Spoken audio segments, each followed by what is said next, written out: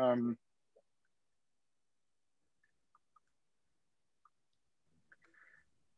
want to welcome everybody who's joined. My name is Michael Diamond. I'm the academic director of our integrated marketing and communications programs at the NYU School of Professional Studies.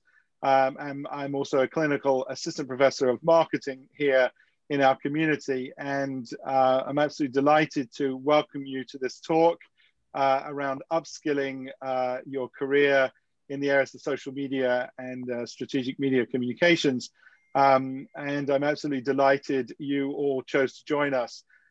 We have you all on mute for now, but decided it'd be nice to see each other's faces. So you can see us, we can see you. As the evening progresses, if you'd like to put any questions to the panel, stick them in the chat. I will monitor the chat, and when we get to that point, we'll pick up questions.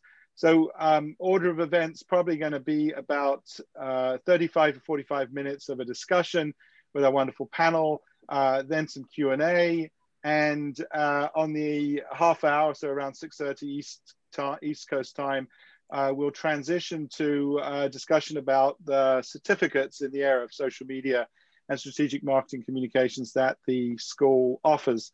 And for those of you who'd like to stay on, we'd be absolutely delighted to take some questions. We may have some of our panelists stay. Certainly, I will be around, and we'll also be joined, as we are now, by Kate Entz, who is our program coordinator for all things marketing and PR in the certificate programs, and is definitely your best port of call for any questions should you have them as they arise. So I want to thank her especially for pulling this together, and for Matt Blon on the team for supporting as well. So let me kind of, without further ado, introduce you to our panel today. We start off with Brandy Boatner, who is a good friend of the school, and has absolutely been a delight to welcome back to talk to our students on many occasions. She's the manager of digital and advocacy communications for IBM, but is very much, you know, a mover and shaker in the much broader ecosystem or ecosphere of social media, marketing, digital marketing, etc., and very much a thought leader and an influencer, as I guess we would appositely call her. So absolutely wonderful to welcome you back, Brandy. Then we have Dan Lombardi. Dan is a senior communications and creative professional. His career, if you get a chance to check him out on LinkedIn, has spanned, you know, most of the major agencies and many well-known brands. We're very, very proud to call him a member of our faculty at NYU SPS, and where he teaches on our certificate programs. And he is currently lending his talents to Saatchi & Saatchi Wellness, where he's a creative lead and a copywriter at Saatchi & Saatchi Wellness. So thank you very much to Dan for you joining us.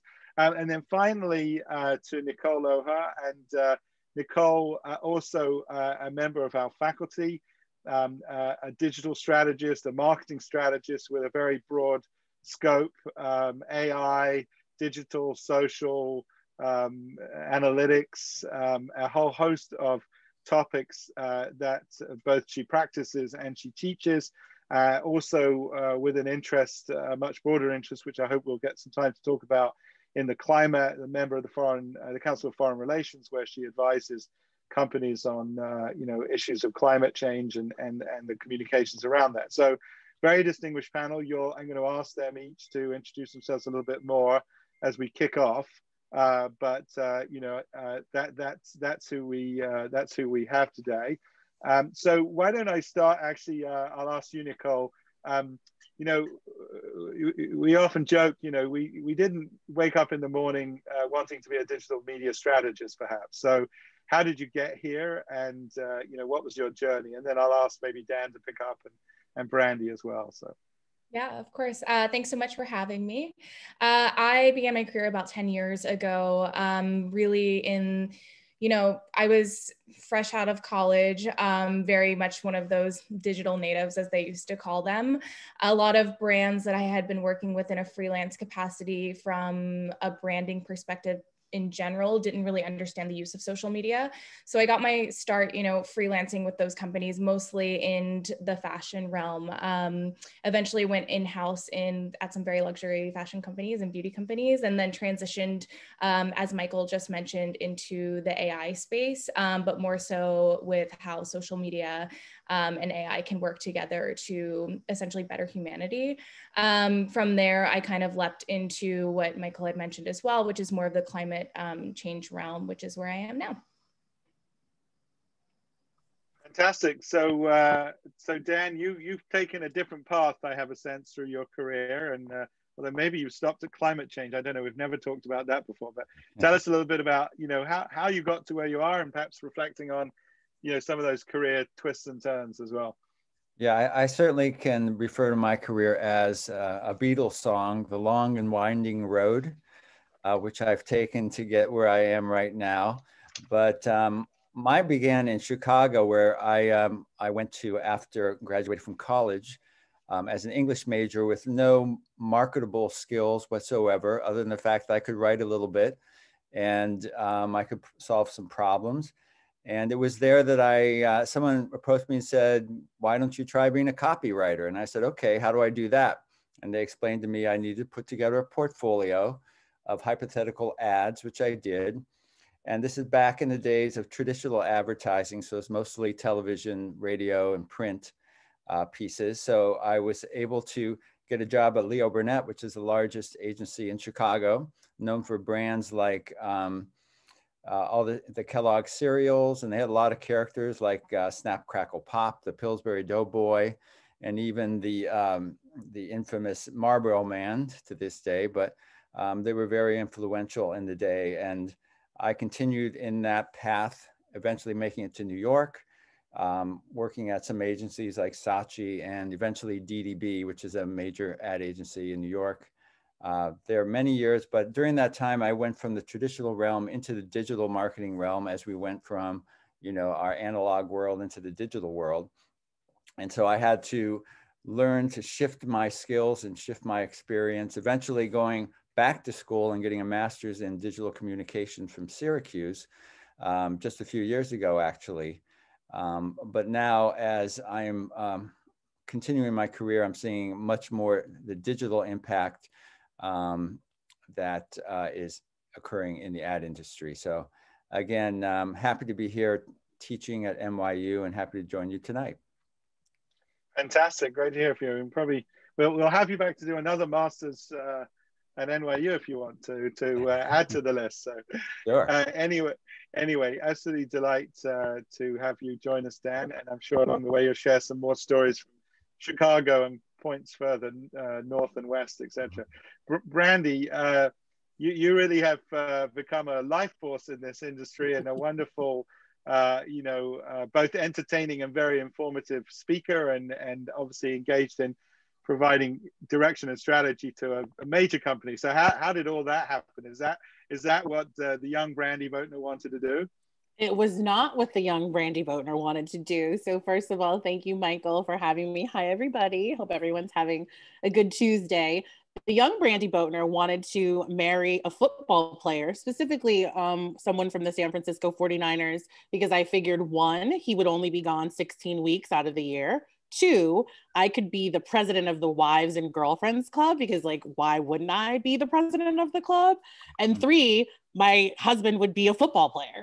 That was what I intended to do. And then I realized, well, football players might have a bad reputation. So what about doing PR for the team? Well, interestingly enough, all the PR, the VPs of PR for all the major NFL teams are all men. There are no women. So I said, no, I guess the NFL is not the place for me. So very similar to Nicole, I was a digital native. I have been at IBM 11 years post-graduation from Hawaii Pacific University. I went to school in Hawaii. My graduation was inside of Diamond Head volcano. I actually graduated inside of the volcano. And so living on an island paradise, people were like, why would you leave?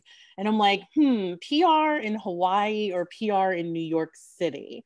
And not weather, just PR. So I said, well, Frank says, you can make it in New York, you can make it anywhere. And so I decided to leave my Hawaiian paradise and move to New York and start my career as a PR professional at IBM. And so 11 years later, I remember coming into the big corporate space known as that girl who tweets. And that's fine. I was that girl who tweets. And so now I am just with the shifts of everything that's happened, I've done social media, strategic communications, digital communications. And then given recent events in the current climate of last summer, I shifted over into social justice. And if you think about the acronym JEDI, not for any of you Mandalorian fans, but JEDI in terms of justice, equality, equity, diversity, and inclusion, that is what I focus on now in terms of advocacy communications, but then also how in digital, since we're in lockdown life, how do you communicate or how do you get employees or brands to advocate for social justice or brand purpose all digitally, right? I think there was a time, maybe you all remember in 2019, when we could eat indoors, we were digital-ish. It was like, maybe I'll be digital. Maybe I'll do a little digital. Now it's digital or bust. And so it just, with the evolution, I just kind of evolved right with it. And so, Michael, I've said this, and if anybody's heard me speak before, you can affectionately call me the Beyonce of the business world, because we can all agree I'm fierce and fabulous like the queen, but it is, social and digital has become the brand that I am. I think she describes herself as the Brandy Boatner of the music industry. Actually. I mean, she really, listen, we have a lot of things in common, she and I. Fabulous. So I want to jump. Thank you so much, Brandy. It's and I think your all three paths are not atypical for the kind of careers we live today. There's the adage about most of the careers that people will hold in the next 3 to 5 years haven't even been thought up today. So probably true for all of you. The things you're doing today weren't really part of the picture for most of us 10, 15 years ago. Anyway, I want to jump in, talk a little bit more about social media. Nicole, I wonder, social media, and I'm old and gray-haired enough to know when that sort of term came of art, but it was supposed to be this extraordinary place in which PR folks could reach their publics and marketers could reach their consumers and we could really engage on a whole different way. And I'm wondering, you see a lot of thinking and writing about this today about how effective social media or more broadly digital media has been really in building sustainable, profitable, growing brands and whether, how well a job social media has done in all of that. So what's your thoughts on that? Yeah, so I think overall people think social media is just great because it's essentially free in terms of like a marketing tactic. I think, when you look at it globally, there's some essentially countries that have it better figured out than the US. So when you look at it from social media specifically, not like tech, from a US POV, like from the brand side, we have this really strong understanding of how to get consumers curious. What's a little bit different here in the US as sort of opposed to other places like China per se, is this lack of understanding of how to close that loop or narrow into the general like marketing funnel with consumers essentially to re-engage them. So, we're seeing right now a lot of brands kind of flounder almost and struggle to understand how to get consumers re-engaged on a regular basis, or essentially like turning them into repeat customers or even getting them on board with, what may be their advocacy programs. I think on that brand, on that note of sort of driving brand affinity, that's a real struggle right now. We're really struggling to see that loop close that I sort of mentioned. And a lot of brands are, scrambling, one, to keep up with best practices, but are also enthralled with maybe at best short wins that they're seeing on the various different platforms out there, none of which happen to be like a sustainable strategy or really heroing in best practice. So, I mean, I think, while the US again is really good at like that curiosity factor, my thoughts on that are just like, I think we have a lot to learn from the East, China, WeChat, Weibo, technology included. Yeah, and I think we'll probably try and pick up some of those themes a little bit later. Let me ask Dan, just similar theme. You've worked across many media, obviously, in your life as a copywriter, and probably are as close to helping build brands, build that brand affinity, closing the loop, as Nicole said. What's your thoughts about what you've seen in social media and how effective it's been? Yeah, from a brand perspective, I think there was, as I mentioned, a shift maybe about 5, 6, 10 years ago, where these big brands realized they needed to do digital, but they didn't know how to do it, and they didn't know where to go to do it. So there was a huge learning curve for some of these major brands. They started shifting their media dollars from television and broadcast more into the digital and social realms. And they needed folks like Nicole and Brandy to come in and just explain it to them. And I think more and more of the big firms, the larger they are, they're catching on. Initially, I think it was all about just how do we get awareness? How do we get our name out there? How do we get in the conversation? And now it's more leaning toward how do we make a conversion? How to Nicole's point, how do we get them further down that sales funnel in order to make either a sale or get a name on a CRM list, or to get them to do something, take some action. So it's not just about being part of the conversation, being top of mind anymore. It's about trying to actually get some conversion to happen. Conversion is a great place to sort of pick it up with Brandy, I think, as well, because I know you've talked about this balance between human-centered and product-centered, and where the social media is shifting. Where do you see this moving? If when the CMO of IBM comes knocking on the door and wants your counsel on these things, where do you see? It's useful for folks on the phone who are thinking about careers in this area. How does social media play a role in what CMOs, CEOs, CFOs are really interested in: growth and profitability and things like that, hard things. So.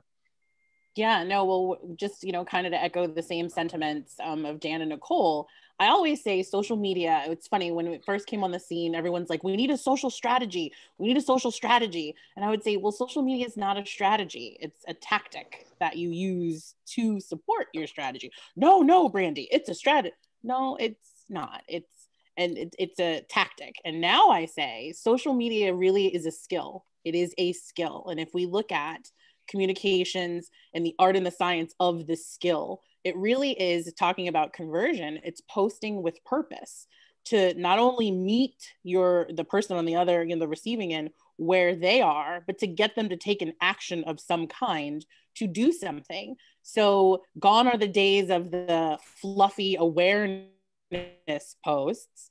And now, given everything that we've gone through, the customer expects, there's certain customer expectations. There's an element of personalization. And if you don't have that skill of social media, not the strategy, not the tactic, the actual skill, you're going to miss so many opportunities to meet your consumers and meet people where they are, using that skill to convert them to take action to do something. So this evolution of social media being, a fan favorite or popular for athletes and celebrities or someone you spot at the gas station has really now become a vehicle if you really want to personalize and reach, kind of human to human and post with purpose. That's now what I feel is the skill that anybody who's considering entering this profession needs to understand and have.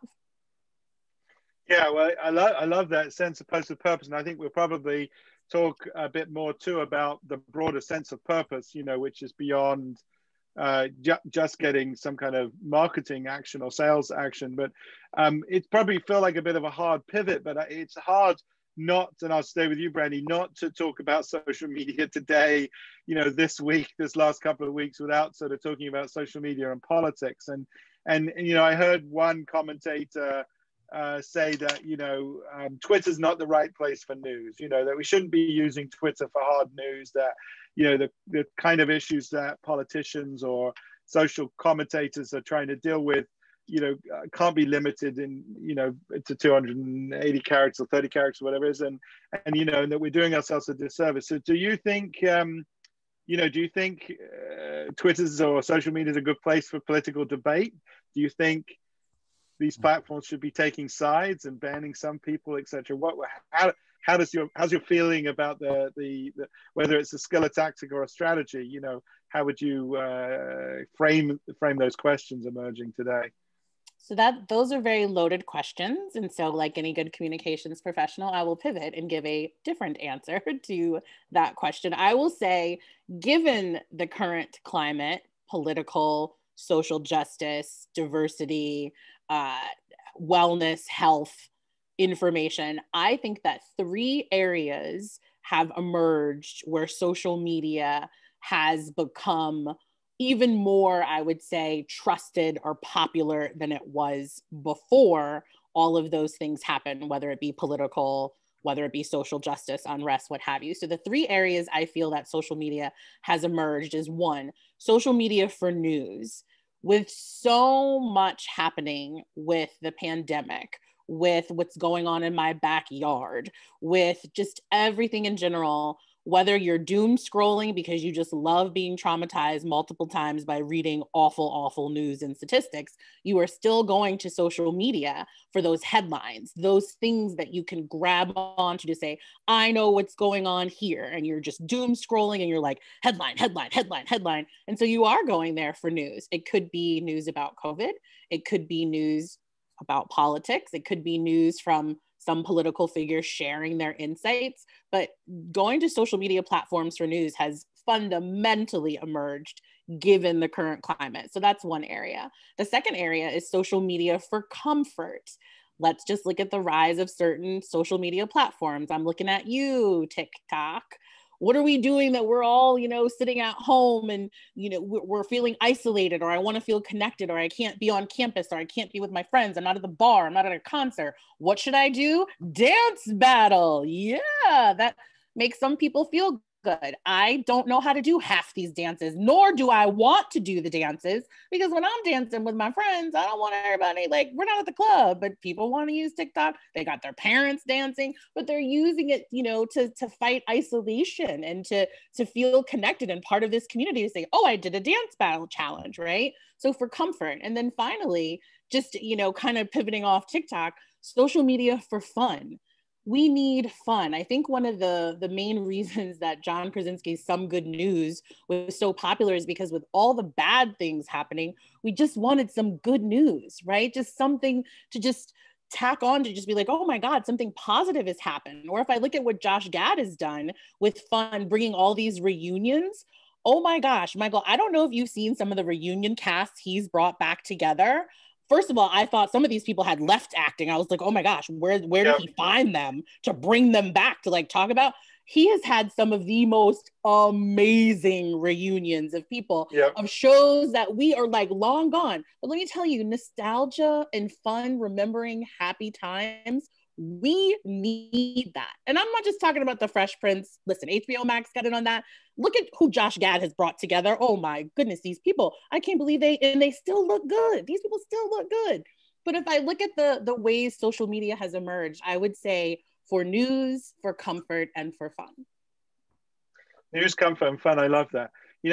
Sorry not to go too highbrow on you, but Molière, the French playwright, talked about plaire et instruire. You had to please and instruct. And so, perhaps we're just seeing another mode, another media that's figured out how to please and instruct. But Dan, you're a craftsman with words. So you probably may get hot under the collar some days reading what you read on Twitter or on social media. Do you think it's a place where, let me ask you first, as probably someone who's, consumer of the media and the news, is it a place you want to learn or think you're really learning anything edifying? Is it a place to conduct a reasoned debate and then perhaps reflect on, as an environment then for advertisers to be placing their content and messages? Yeah, well, I think of the social sites, Twitter obviously is a place that a lot of news organizations go to get out some quick facts. And I think for a writer like myself, what's admirable is just the sense of having to tell a story in a concise way and a really an economy of words. And how do you get a major news story out in a few words? So I think Twitter is certainly a place for that to happen. Other places like Reddit, where you can go in and join the conversation and have your point of view sort of voted up to the top, is really kind of an interesting approach as well, to see just what the community you're a part of will consume. But yeah, I think, you know, Twitter and, you know, Facebook, Instagram is not as much, but Facebook and Twitter I think kind of lead the way in that sort of spreading some news, and for brands as well. It's a way to get their message out, especially if something new and different is happening for their brands. And Carl, do you see anything new happening, or how, you know, how the brands you advise, how they're using social media? Just, I'm even thinking in the last month, you know, I mean, it was clearly the place to be because of the level of exposure and the attention, to Brandy's point, that, you know, we were all just obsessed, whether it was TikTok, Twitter, you know, Facebook, whatever. We were all so engaged with it. But then that may have come with some downside, you know, in traditional brand advertising, people worry a lot about the environment in which their advertising is running. You know, and there's discussions, for those on the call, there's a term that's called brand safety. You know, people want to know that where their brand runs is not going to be surrounded by content that their customers would find offensive. So how are people thinking differently about social media these days, given the sort of, you know, somewhat challenging conversations happening on that platform, or many platforms? Yeah, I think that brands, you know, they're really being challenged in a way that they've never really been challenged by consumers, and they're being held accountable for the first time ever. You know, we hear the rise of cancel culture, and it's how far are your consumers willing to take that? And, you know, we've seen it taken pretty far, to be quite honest, between like brands and personalities. I really liked Brandy's point of, you know, social media for news, for comfort, and for fun. I think that that's sort of the shift that we're beginning to see. I think, you know, alongside the brand advocacy options, of course. And, you know, I think as we're sort of learning, brands are really having to adjust in real time for the first time ever their messaging to ensure that it does align with the landscape that it's in, and being okay pulling those dollars and pulling that messaging the morning of, no matter how long that it has been planned for, no matter how long a launch has been planned for. And I think too, from like the more tactical side of things, we're seeing the rise of video actually for real this time, not where Facebook said it was rising and it wasn't. We're seeing, you know, a rise in actual commerce and brands trying to, you know, really fuse that gap. And then, you know, from like a broader technology perspective, I liked your point earlier, Brandy, about how some of these companies are social media companies. I think we're beginning to see a lot of political, a lot of like tap downs on a lot of these companies to really understand what's going on the platforms and really being held accountable for who's on the platforms. So. Yeah, no, I think that question of accountability is probably going to play a bigger part, possibly in, you know, even some political actions. So I want to ask a much more mundane question, perhaps to Brandy to start, which is, how do you keep track of all of this? I mean, you know, I was proud of myself when I discovered TikTok ahead of my kids, or perhaps it just embarrassed my kids to learn I was on TikTok. But you know, Periscope went up, it went down. You know, there's all sorts of you know, things mushrooming. How do you keep track of all of that? How do you, you know, and how do you recommend people stay abreast of it, and what's important and what's not important? You know, it's not just being engaged, but we're teaching people to be critical consumers of these media and think about them from a business perspective as well.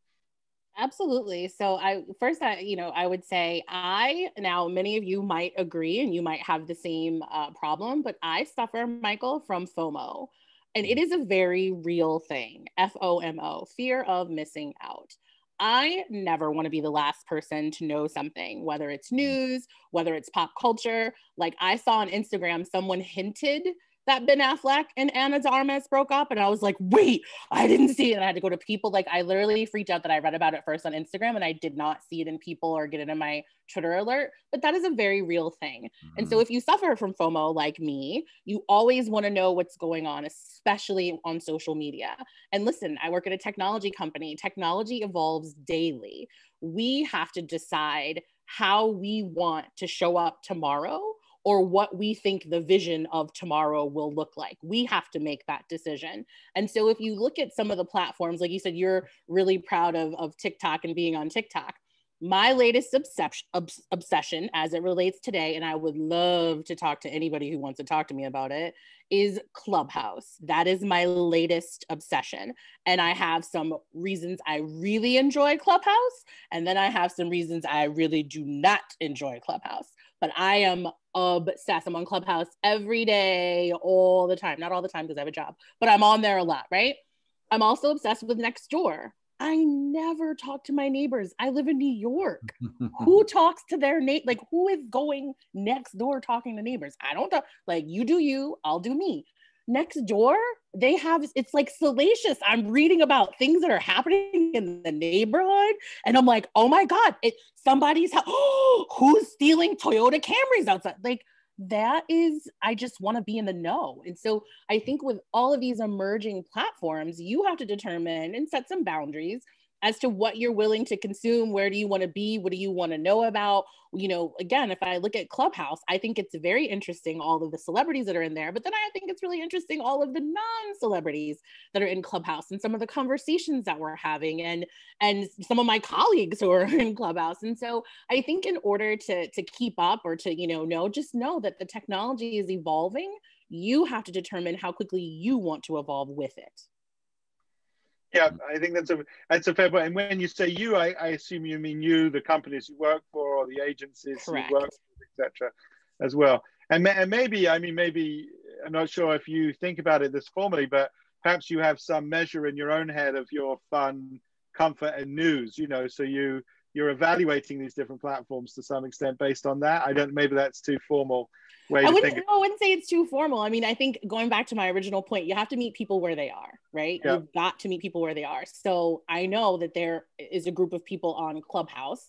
Are those the right people that I want IBMers to engage with, whether it's around innovation, whether it's around technology, or is it still Twitter, where conversations are being had about social justice or about technology, or is it LinkedIn? That's more the professional. We just have to meet people where they are to provide things of value. And I really think, and I would, if I could just leave like one message with this program, anybody that's in this program, we really are bringing the social back to social media, which it was really intended to be. If you talk to the, you know, the founders of Twitter, for what it was supposed to be when it came out at South by Southwest in 2007, it was supposed to be a social interaction going from one to many, like the birds, right? The tweets, from one to many. And somewhere along the line, we lost that. It just became just this factory of pushing out messages and saying this and saying that. And we really lost the social element. Well, thanks to the pandemic, we're slowly but surely putting the social media, you know, social back into social media. So I will say to anybody in this program, what's your role in helping us put the social back in social media? Yeah, I think it's a good challenge to all of us. Nicole, Dan, any further thoughts on this idea of you know, staying up to date and knowledgeable and ahead of your clients, perhaps, and then we'll talk about a few other things I know that we wanted to chat through as well. So. Yeah, I'll go ahead and jump in. I think it really is, you know, just because you engage with content on your own time, you know, that doesn't mean you actually have to bring that to your client or, you know, into your business that you're working with. I think, you know, being a good strategist at the end of the day really is about understanding all the platforms, how they work, even if they're not right for your brand. So yeah, my message there too is just to really engage with all the platforms, be that early adopter there, and, you know, make that decision if it's right for your brand or not. And, you know, not every platform will be right. Yeah, and I would just chime in on that as well with, you know, it's just knowing where your audience is. If you want to speak to them, you have to speak to them where they are. So again, the strategists can often guide us to where we want to send our message. But if you're speaking on the wrong platform, then you aren't reaching your audience, are you? So having that kind of leadership and guidance and social listening is really important as well. Yeah. So let me stay with you, Dan, maybe talk a little bit about kind of some of the fundamentals of that storytelling on the platform. And, you know, you teach storytelling or writing, or you may even have other terms for it. Do you think that there are fundamental differences that you know, when you sit down, whether it's some fresh young professional at the firm or one of your students in class, I mean, what do you think are some of the fundamentals, and what are actually quite different about writing across these platforms? Yeah, it depends. It doesn't matter whether you're talking traditional media or social media. The real thing is understanding your audience. If you're a brand, you need to have kind of these consumer truths that tap into something that your consumer wants, needs, or desires. So really keeping that top of mind, like how can you communicate that consumer truth and about your brand to really motivate people to want to buy your product, right? So when in the class that I'm teaching, which is writing across media, we write like basically there are 6 different categories and platforms we're writing on. We start off with a news release, like a PR news release. Then we go into social media posts, website landing pages. Actually, we also take a week and talk about speech writing and video scripts and integrated campaigns. So each of those have their own sort of challenges.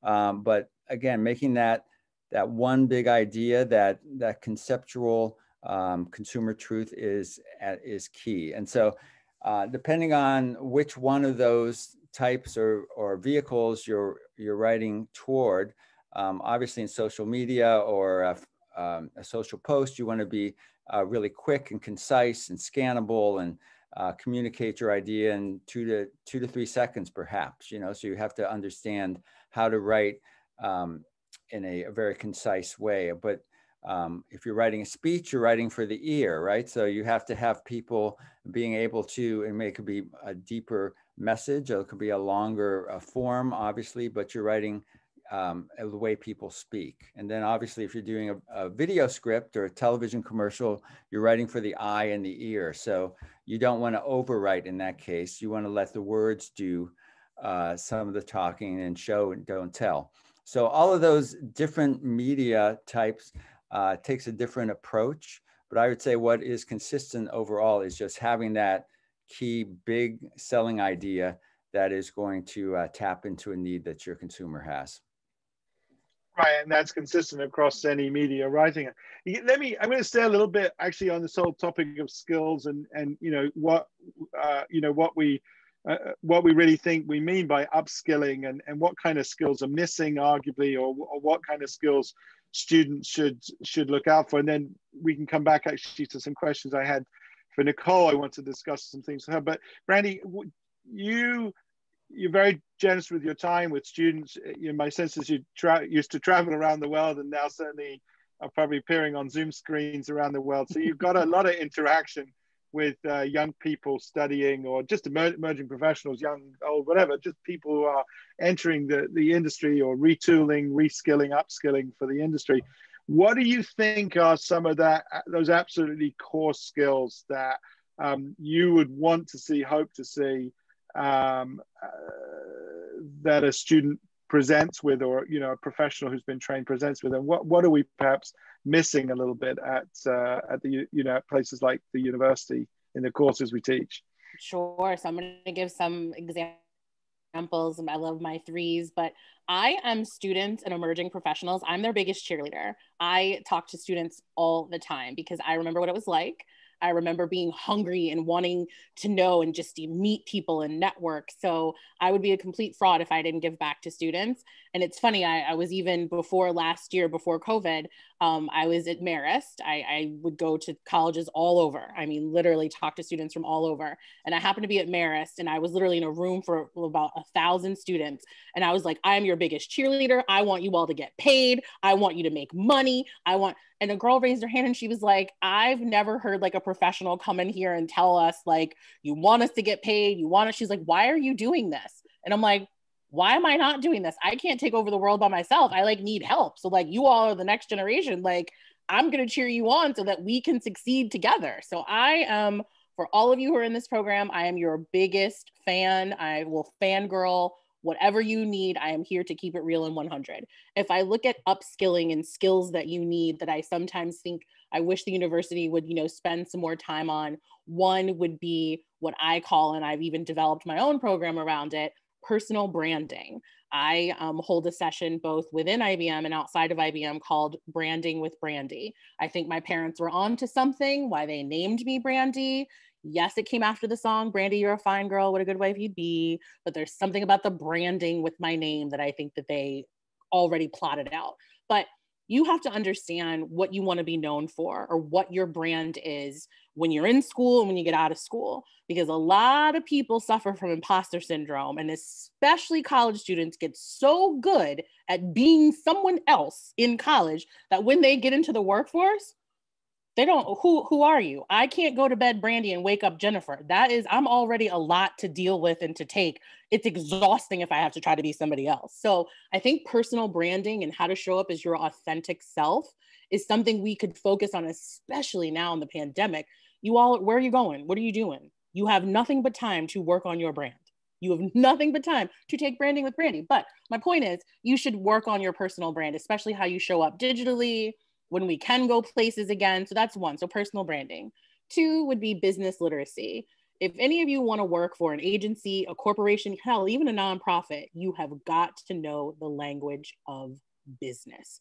If you don't know the language of business, there are resources and tools. I have a resource that I got from the Financial Times that I give to students. It's $12. I think I might have it here. It's here in my apartment. I can show people, but you've got to learn. It's like a vocabulary list of terms, business terms, that you've got to just think about all the writing you're going to do, not just writing for social media, emails, PowerPoint presentations, making your business case, showing data to get a budget to produce some piece of content or some asset. You have got to speak the language of business. And I'm here to tell you, people, that's very different than emoji language or text language, or even saying things like cancel culture.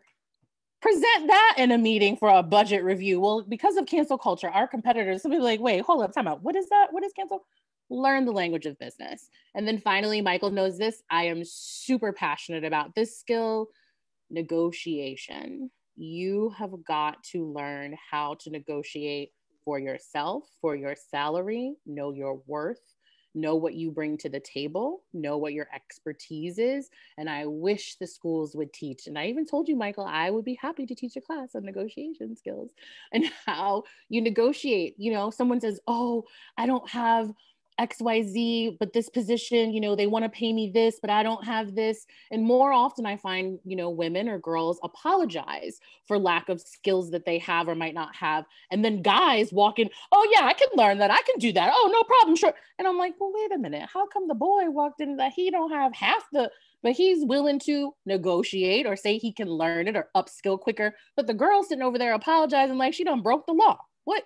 Why do we have that? So if you look at the art of negotiation, and it's not just at the entry level. Listen, we negotiate. It's like the higher you go, the bigger negotiations you do. You always have to know your worth. That speaks to entry level. That speaks to seasoned professional. That speaks to anyone shifting careers. You're going one way, you want to choose a different. You have to know how to be able to do that, because nobody is sitting around saying, I wonder what would be the best thing for Michael in this situation. Nobody's sitting around saying that. Michael needs to be sitting around saying, what would be the best for me? And what's my strategy and how I negotiate terms that are, that are fulfilling to me in my career? Those are my three: personal branding, business literacy, negotiation skills. I think, sort of without saying it, presentation and your ability to sell an argument as well seems very, very, very powerful. Nicole, I want to ask you, perhaps, probably a number of people on this call are professionals, maybe already somewhat established in their careers, but they're looking to, upskill and say, look, I've been a marketer for several years, or I've been working in a different field, and I want to add, perhaps I have some of those things. I understand business pretty well. I've carried myself off well in business, but this whole social media thing, that's new to me. I need to understand that better for my business or my nonprofit or whatever. What's your thinking? And we'll get Brandy's reference round in an email to everyone. So don't worry about that. You'll see it in full living color. So, so Nicole, what's your, just counsel perhaps for folks who are thinking of pivoting in to some of these careers? You know, what's your experience been working with people, taking them from already what are probably somewhat established careers and adding on, you know, social media, digital media, etc.? Of course. Well, first, Brandy, I'm actually going to need that for myself. So I'll be hitting you up after this. I think there's really two things in terms that I have found very, very successfully have helped me pivot my career a few times. And one of them is education. You know, we do offer this certificate program at NYU in social media. I think there are many ways to go about educating yourself. I mean, to Brandy's point earlier, we're home right now, not to put pressure on people, but you can grow not just your own personal brand, but those different areas, even if you're not looking to pivot your career, but really diversifying your skill set. I think the other aspect of it too is that, you know, we're all at home, we're all in this boat together. Use social media to leverage your connections. I think a lot of people, you know, they face that imposter syndrome when they wake up and they have this inherent fear of just reaching out to individuals, or I'm reaching out too much is something I hear from people that I mentor. And that's not the case at all. I think finding those mentors within the realms that you want to be going into, for me, beginning off, it was AI, and then it moved into climate change. Finding those mentors that can really begin to shape you and push you in the right direction, that have been in those areas for a long enough time, that have the authority to do so.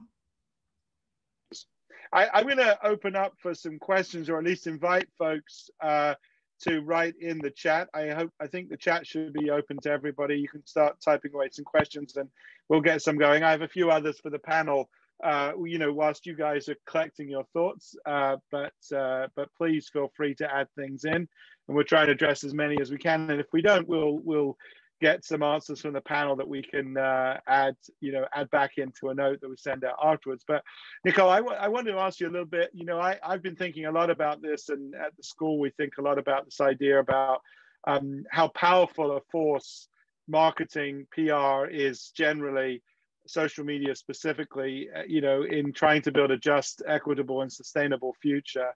And while, you know, we probably all get into trouble from time to time, and people are concerned about the ethics behind what we do in PR and advertising, etc. Clearly, it's probably the most powerful force and function within business, is marketing and PR, to really change the story and to drive an impact in the world around us.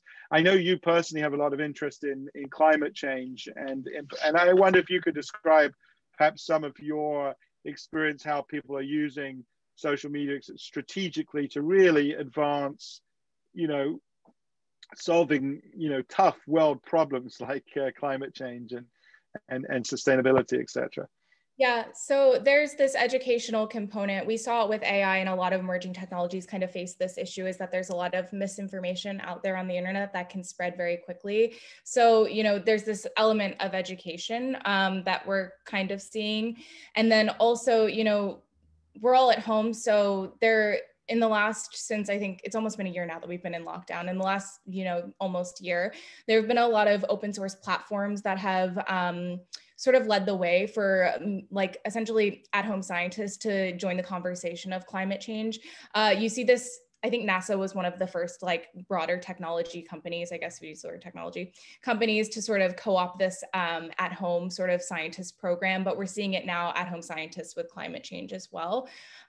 So those are more, yeah, I think that those are the broader ways. I think as we're looking more towards 2021 and the 4 years of the future with the new administration, there's, you know, a lot at stake with climate. You know, we have a science board, we have I think it's like $2 trillion going towards climate. I think we're only going to begin to see the conversation and the need shift towards, you know, the battle of misinformation on social media and online in general across digital platforms. So not just social, but then this rise in just digital literacy and education around climate and, you know, how to use the platforms at a very bare level.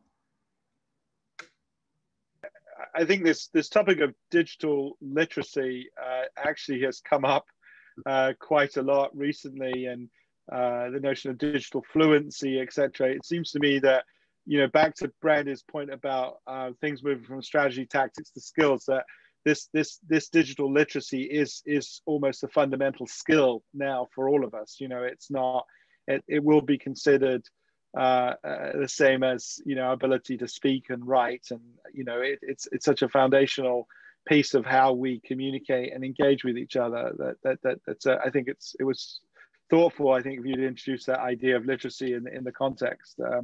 And we certainly all need to, you know, have that capacity as both consumers and producers of digital content. So we had a couple of questions picking up. I think probably a question that all three of you will have some opinion about, being in front of the C-suite and trying to explain social media to a CEO or executive leadership when you're arguing for budgets. I'll share one story. In my career at one point, we had organized all of our digital media assets into one standalone unit, and this was at the time of extraordinary valuations for you know, anything to do with the internet. And while these internal initiatives lost money every year, they added enormous value to the company, and we had a notion that it was the only time in history where your losses create value. You know, so I think we're way beyond that. Yes, I mean, I think people are savvy enough to understand it can't just be something that looks good, you know, to the investor community that you're with it. It's got to have some substance to it. So, any advice or thoughts on, you know, explaining the value to the bottom line of social media? Yeah, thank you for your question, Eric. I would say the biggest obstacle that social media managers or marketers have when presenting to the C-suite is you don't present the data.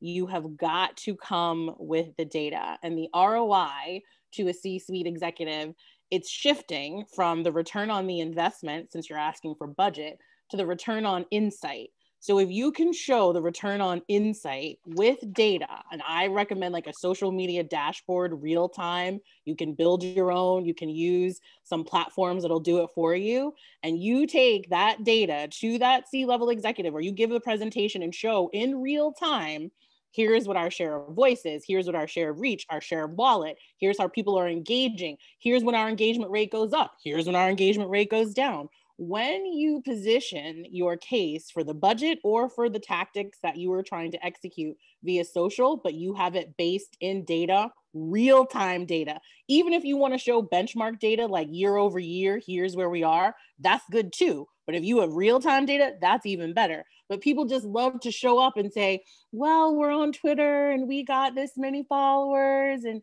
we had this engagement rate. I'm going to say, well, did we outperform Twitter benchmarks? What are the Twitter benchmarks? Where were we last year? When did we have a peak? When did we go down? What were people saying? If you have the data to show all of the return on the insight, you'll make a much better case than just saying, we got 3,000 new followers, yay.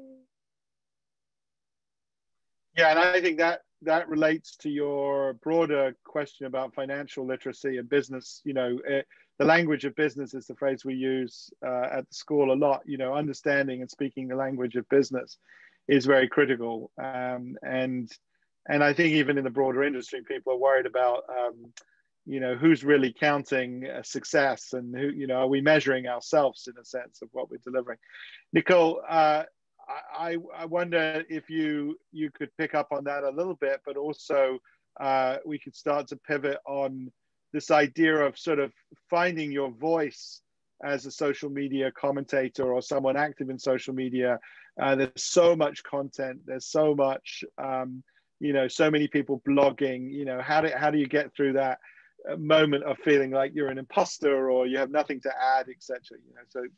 And maybe Dan has some thoughts and Brandy on that as well.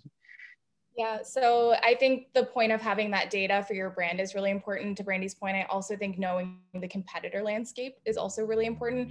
Where can your brand have a niche POV, which then segments into, you know, if you're in this process of building your personal brand, which I'd mentioned at the beginning, I've been doing for 10 plus years on my own channels, is just, it really does come down to understanding your own personal POV and where you're willing to draw those boundaries and lines. You don't have to be involved in every conversation that goes up online.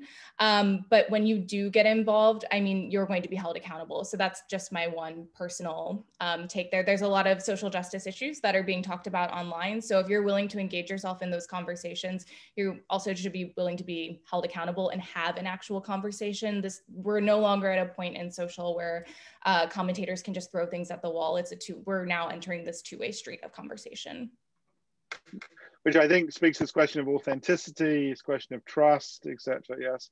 Any thought, Dan? I should know this, but are you blogging much yourself, or out there, or you probably have every waking hour working for your clients? So yeah, I don't do a lot of personal blogging, although I've done a bit.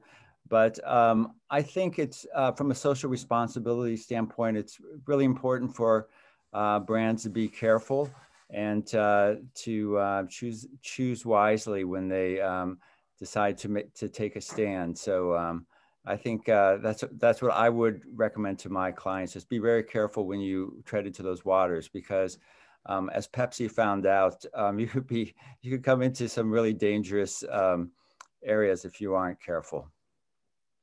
Fantastic. Brandy, I want to pivot. There's a great question in here, which I think is a great, very thoughtful question about what we often talk about in the school and in our programs, which is the fact that marketing and PR are both human-centered and data-driven, and sort of trying to balance sometimes people call it the math and the magic, or the math and the meaning, or whatever, or the poetry and the plumbing, however you want to talk about it. But, there's clearly this two sides of marketing and PR. And the question here is about, so the idea of the robustness of social data, and the fact that, almost by definition, often what you're having to do is average things and, you talked about the return on insight, but we all know how challenging it is actually to get real insight out of data, and averaging things is usually not the answer. So can you give us some sense, maybe some stuff even that you've seen, really cool stuff that IBM's doing or working on technologies to do, is how to really sort of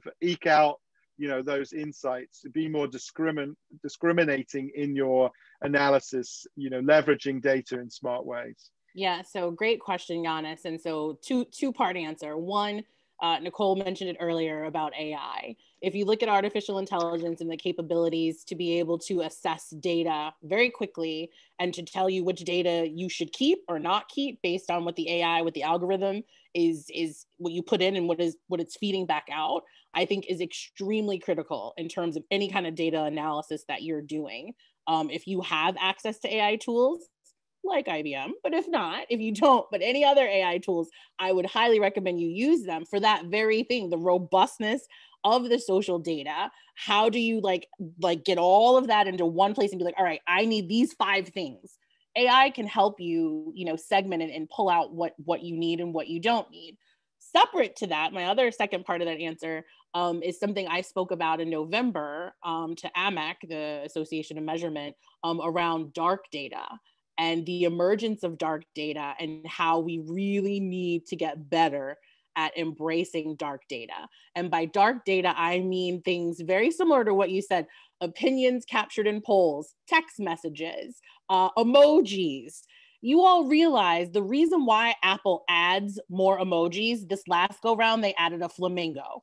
Well, why did they need to add it? Were people just clamoring for flamingos? Like, was it something? There's some data point somewhere, either in text messages or something from iPhone users, that said, God, I wish there was a flamingo emoji.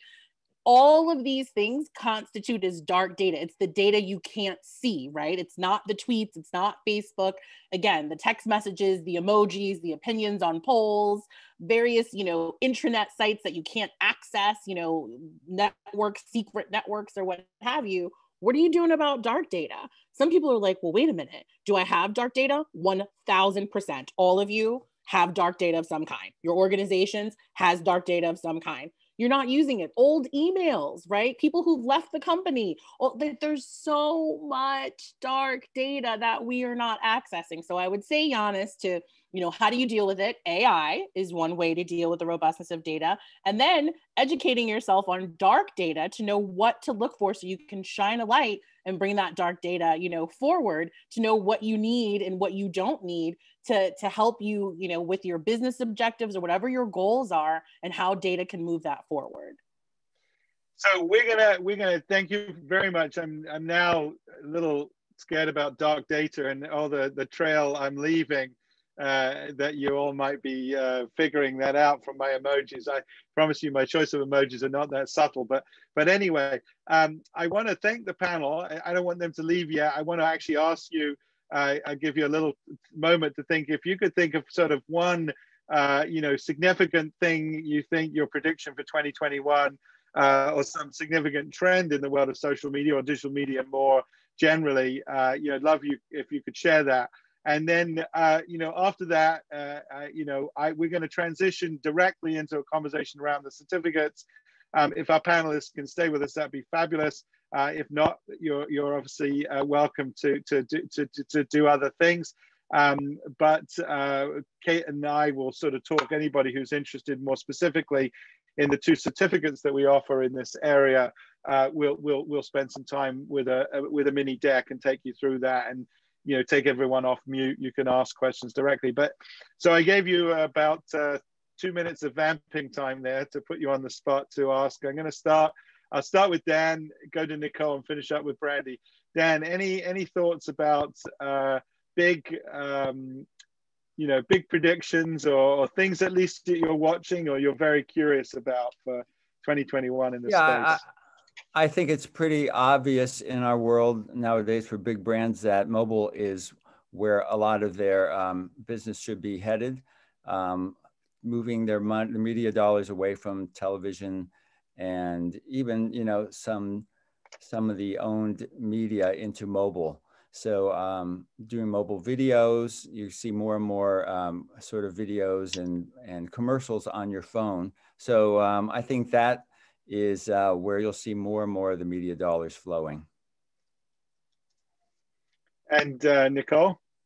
Yeah, so big picture, I actually think we're going to see an investment in smaller communities from brands and platforms alike. So, you know, alongside this notion of sort of dark data, you know, we're seeing the rise of platforms like Clubhouse and hate to say it before it was deplatformed Parler, but just these smaller communities that have really niche interests that are not really being met by these larger social media companies.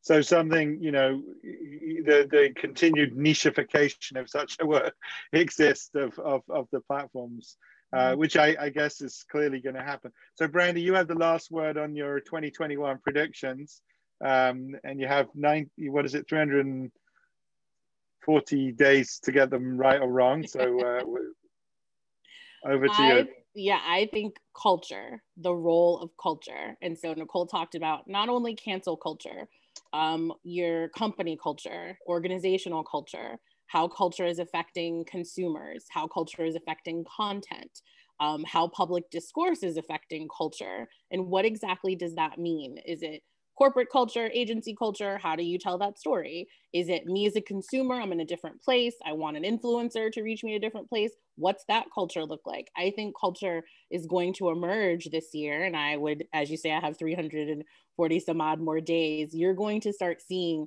these culture stories pop up everywhere, given everything that has happened with the current climate, with the changing of the administration, with people's priorities. But just look at the role of culture as it relates to social being a trending topic. Fantastic. Well, that's a great note to end. So we're going to ask Kate to throw up some slides. I encourage everybody who wants to stay. We'll, you know, take no more certainly than 30 minutes. We'll aim to finish at 7 as we did. But thank you again. You know, really a wonderful discussion and a great way to introduce, I think, what we would argue is an important way. I think Nicole touched on this, Dan and Brandy, of educating yourself and getting smarter, and frankly getting the opportunity to work and learn from folks like Nicole, like Dan. Brandy, we'll have her back in the classroom, I'm sure. So stay on and join us.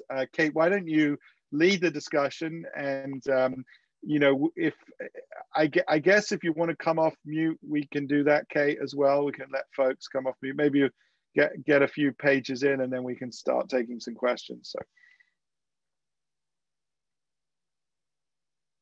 All right, Kate herself is on mute. We've found I've described Zoom. I mean, maybe some of you are more adept at it than me, but certainly teaching on Zoom with PowerPoints and Excel spreadsheets and all this, it's like a high wire act. You're constantly trying to make sure you don't fall off the high wire. So, Kate, over to you. So many screens. Hello, everyone. I'm Kate. I'm the program administrator. So I'm your main contact person. If you have any questions, you can always reach out to me, and I'm happy to answer them. We're talking about we'll start by going over the social media and strategic media communication certificates. And these are both certificates that are in really rapidly growing and dynamic environments. Employment is expected to grow by 7% in the next decade. And this is from the source is the US Bureau of Labor Statistics on that. As we know, and as we show in our certificates, we teach you skills that you can use in any profession. So social media and strategic communication skills are really useful in many professions all across the board. And it's also, the certificates are really helpful used to learn skills that you're able to identify future opportunities in social media communications. Our certificate in social media from NYU SPS will get you launched and ready for a career in social media. And by the end of the certificate, you'll be able to explain principles of social media. You'll be able to go through key aspects of social media communication and really create them for the different stakeholders that you might have. And you'll also be able to identify existing and future opportunities for social media businesses. Within our certificate, to be eligible for it, you need to complete both required foundation courses, and then you would choose 2 electives. So you have 4 that you can choose from, but you only need 2 to be eligible for the certificate. And you have up to 3 years to complete all of these courses. Similarly, we have the certificate in strategic media communications, and this is to get you ready for a career in this field. Throughout the certificate, you'll develop solutions that affect a company's bottom line. You'll be able to explain to different stakeholders why these principles are critical to the success of your organization. And you'll also be examining current events through the lens of public relations challenges and opportunities. So we have, for example, we're including aspects of talking about the coronavirus and PR and how you would do that in an efficient way. The certificate also has 2 required foundation courses, and then it has 2 electives that you need to choose in order to be eligible. So you can choose from these 4.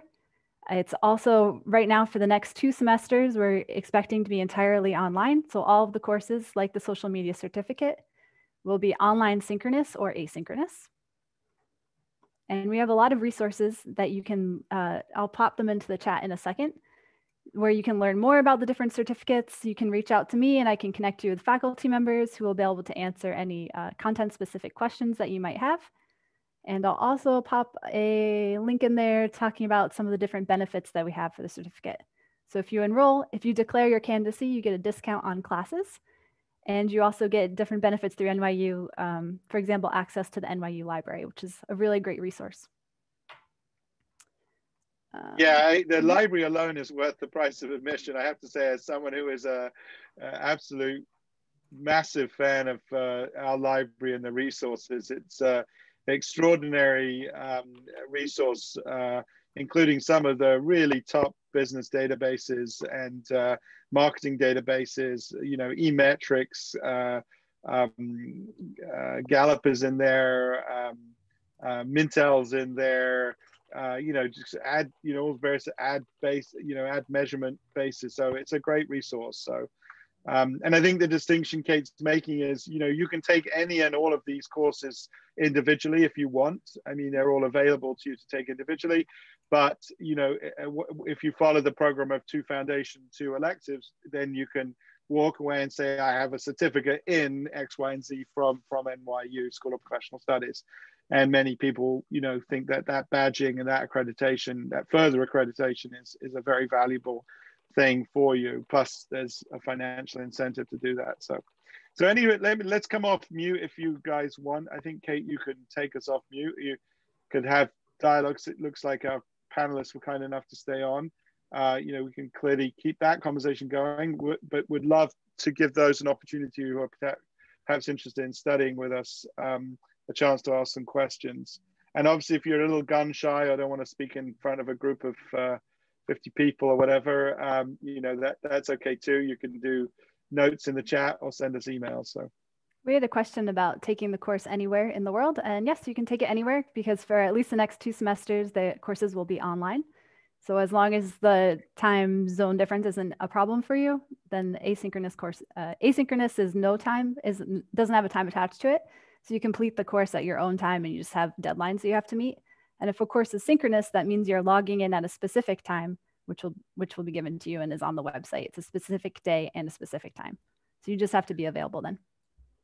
When you'll have one-to-one contact with your faculty member, and you know, but all the courses have some form of, you know, online elements that back them up and content that's used to share via a learning management platform that we have. So, all right, I might take the privilege of calling on others. That's what professors do. You see, they have that privilege. I see, Daryl, you had some great questions in the chat earlier. Are you, if you are okay, are you okay me calling on you? And what are you currently studying, interested in studying? What are you thinking about doing, Daryl? You may have to come off mute first. Oh, you're good. Yep. Hi, yeah, so my name's Daryl. I work right now at the Ohio State University. I work in a unit under diversity and inclusion for our office, which is why I was asking my question, just because it's been difficult gaining more of a presence through that platform, I believe, because we're operating within the world of higher education, and I've come from a nonprofit background working with communication. So I'm not quite as familiar with how the audience interacts with Twitter. And that was a platform that was kind of decided upon prior to my employment there. I got employed like right before COVID. And then I ended up kind of just like going full speed ahead into developing strategies and plans for building our following. So yeah, I mean, I'm interested, I believe, in learning more about the way social media strategies can be implemented in a more constructive and practical way. I think I've done some things that are good practices, but not in a consistent manner that would really benefit in showing some of these long-term results and benefits, and also showcasing that data for some of our higher leadership and within the university as well. Yeah, well, I'll admit Brandy may have some thoughts about this at a meta level, but you know, certainly these are things that the way we've constructed the certificate is to ensure that people understand, you know, how to analyze the consumer and the ways that you would, you know, take your issues, your topics, your business imperatives and translate them to these different audiences, and then how you measure that, you know, so the analytics is just as important. I think Brandy and others mentioned that, but I'll get, you know, Brandy has deep experience in using the platforms for various social justice issues, certainly. So. Yeah, no, great question, Daryl. And I would say specifically for higher ed, Twitter is the right platform to be on, just given students, right? that use, you know, Twitter. Now there are some who say, oh, the younger generation, and I say like the Z's are like, I don't do Twitter at all, but I do think for college students, again, going back to headlines and what have you, Twitter is the right platform. And specifically for social justice, let's not forget, Black Lives Matter started as a hashtag, right? Movements begin on social media. And I don't like the term viral, that is gone, that is a term of the past. But now we see hashtags specifically for social justice. Nicole mentioned before, where people are being called out if they don't stand up for something. And we've seen it not only this summer, but you all, I'm sure, saw on January 6th, if a corporation or somebody did not speak out against what happened, people were like scratching their heads like, you think that this is okay? Like, you can't, like, people are being held accountable and being way more transparent than ever before as it relates to social justice, particularly on social media. And now that people expect you to take a stand, it's almost like silence is violence. If you're quiet and you don't say anything, someone might say, I don't want to do business, or I don't want to go to that school, or I don't want to interact with that person because I don't know what they stand for. And I don't know if they're, you know, if they are pushing equality, if they're pushing equity, if they're pushing, you know, inclusion. So again, I think Twitter is the right platform. Now, you said with consistency, one thing that I really stress, I do this both internally in my own organization, but I stress to others around social justice. When you're looking at diversity and inclusion, please don't think your strategy is around the months and what we do for the months. Meaning, well, February is Black History Month, so I'm going to be all in on Black people. Because then in March, I'm a woman, so I'm going to stop being Black. Me, particularly, I'm talking about me. I'm going to stop being Black in February. I'm going to really get like beef up my femininity and my femaleness because it's Women's History Month, right? That's not a good strategy for consistency, only promoting pride or Asian, you know, Pan-Asian American or Hispanic heritage. It really has to be a message of inclusion regardless, right? It has to be around identity. It has to be around, again, purpose, what you stand for. So going back to what I said about posting with purpose, ask yourself, if you were to look at what are the objectives and the goals of the higher education institution you work for, right? If you were to look at, all right, this is our 2021 vision or goals, we're going to do these things. You need to ask yourself, how can social media help us achieve these goals and objectives we've outlined? And how can I post with purpose based on those objectives or goals? That's how you get into this, you know, habit of consistency and not doing, I call them random acts of marketing. People love to do random acts of marketing, particularly on social media. So really know what you're posting with purpose and align that to your overall objectives for your organization. Does that help? I hope that's helpful. Yeah, let's see. I learned a lot and took notes there, Brandy. So I'm wondering if Colette's still around and is willing to share. We might just lost Colette. Let's see. She had some interesting questions about her own journey and how to sort of stay real in that journey. So Colette, if you're still there, I think we lost Colette. So Eric, I'm curious. You've got quantum social in your name, so I assume you have some background or experience. Or perhaps you're a fan of one of these three, and you're here to support. But tell us, maybe share a little bit with us. You know, what's on your mind, and you know, if you're interested in the certificate or you're thinking more about you know, the topic more broadly. So I think I am thinking a little bit more broadly about the topic. I'm a freelance digital marketer. I went to USC Annenberg and I got my master's in digital and social media.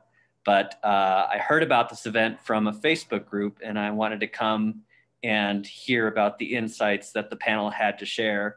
And, you know, certificates are definitely something that I'm seeing a lot more these days. And, you know, I wanted to come and gather information, not just for myself, but right now I'm helping manage an intern group of about 20 interns across a few different verticals, including brand sponsorship and digital marketing. So I wanted to try and gather information to see if I could pass it to them and say, hey, if you guys are interested in pursuing, like, here's additional information. I'm just looking to take pulse on what's going on in the space, what else is on other digital marketers' minds, especially given the pandemic and the way things have just gone completely out the window since last year. So. Yeah, well, so maybe other than you know, probably you'll have a bunch of students now interested in your internship program, but you know, I maybe share your perspective then for folks, you know, that you're hiring folks, you brought interns in. What do you think people on this call, other people on this call might find you know, the most important things that you feel they need to get out? What would you want to see them learning and being trained in? So I think we put a lot of thought into this certificate, both certificates actually, and how actually it could be directly valuable to employers like you know, who are who are running programs, bringing new folks into the industry. Yeah, I definitely think one of the key points that I heard repeated over the course of the event was, keeping up to speed on platform best practices. I think that that's something that we see change happen very quickly, especially with the EdgeRank algorithms and the other platform algorithms. So I think perhaps, looking a little bit more, and this is something that I want to encourage my interns to do as well, is looking a little bit more at, the way in which we have engaging content, but that content can sometimes, face changes due to the algorithms, and just how do we take that into account and plot our postings and our strategies in a way that, moves about that and still manages to connect with the audiences that we're trying to serve. And just definitely, I really appreciated the insight about niche communities, because I definitely think that, with the big platforms, there's so much noise because there's so many people posting. And I definitely, from my personal standpoint, like, one of the things that I'm really interested about is, having fun. And I really loved hearing Brandy's third point about the point of, social media being fun, especially comfort as well in this dark time. So, those are insights that I definitely think are very good takeaways from this event. Well, I will share with you, Eric, and you're welcome to share with all your interns a recording of this event, and happy to make that available to you. And then, do be in touch. I dropped you a note. Do be in touch if you want us to look at crafting something for you. One of the courses, and this to everybody, that we teach is called Amplifying the Brand Promise. And I think it actually speaks to some of the issues Eric was just raising. It's a fascinating course taught by Tom Kennan, who I am very fond of quoting as a colleague of mine, one of the professors in the program, who talks about marketing essentially being the transformation of human insight into business value. And I think that's a lovely concept, of that movement, and picks up on some themes that Brandy, Nicole, and Dan all brought up, of this capacity as marketers, whatever your platform is, or PR people, whatever your outlet is to really, starting with human insights, and try and find what that financial or business or brand or reputation return is on those insights. So that's one of the courses that's taught this slightly sort of bigger, pushes people to think very interdisciplinary almost about culture and brands and growing them. So can I call it, you obviously don't need to say yes, but I'm going to call on Robbie. It's a little like one of those panel games. I have no idea what's behind the door marked Robbie, but Robbie, if you're comfortable, but please don't feel obliged, maybe share with us some of the things that you're thinking about or interested in learning more about.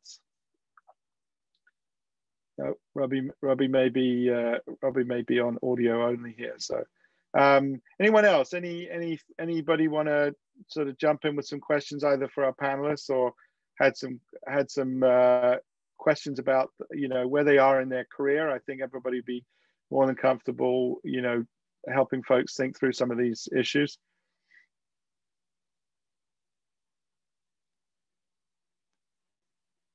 I see we got some questions in the just in the chat of folks who want us to follow up, so that's good. Let me think about anything else I can tell you. I won't belabor if we don't need to go past, and we're close to the hour anyway.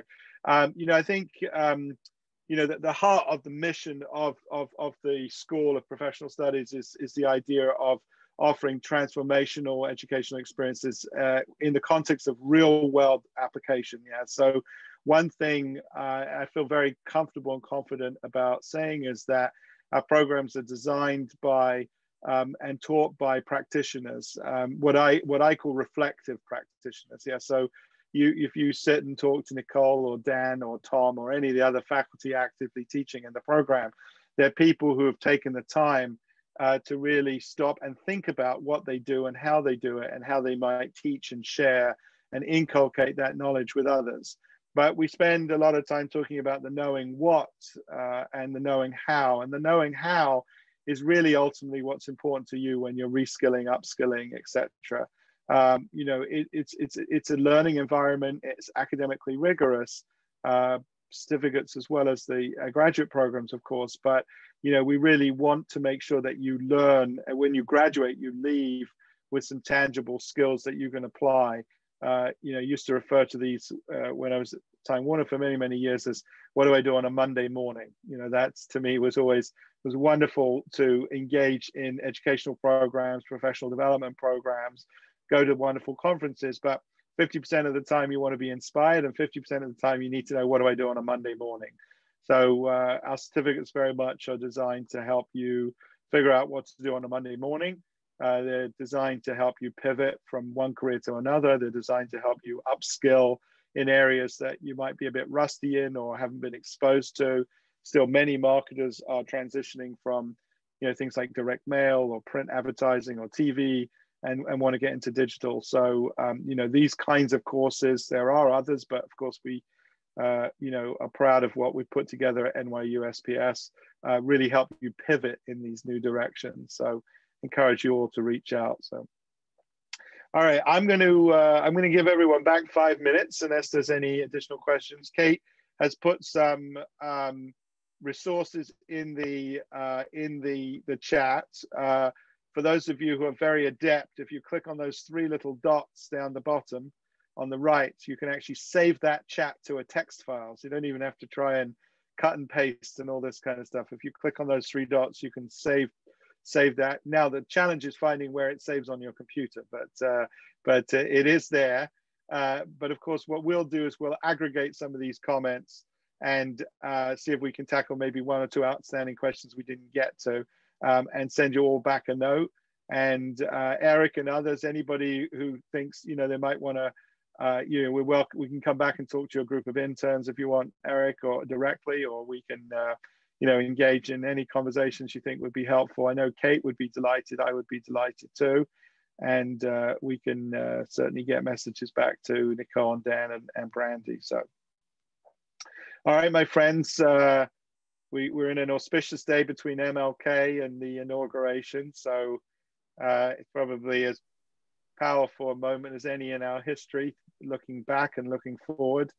And both very hopeful and uplifting things. We hope a new spirit for 2021, and I hope that involves you investing in your own skills and knowledge as well. It's a very healthy thing to do. The mental apparatus, as we sometimes call. So, again, to Brandy, to Nicole and Dan, a distinct pleasure. Thanks for staying with us for a while. I maybe like you, I can smell some wonderful food cooking somewhere. So I imagine it's probably time for dinner. And I think my son is grilling is what I heard today. And then to the rest of you on the call, thank you very much for being with us from points around the globe, and look forward to seeing you virtually and hopefully in person at some point in the classrooms at NYU. So many thanks indeed. Thank Bye-bye. you, everybody. Thanks, Michael. Bye, everyone. Have a good evening. Thank you. Good night.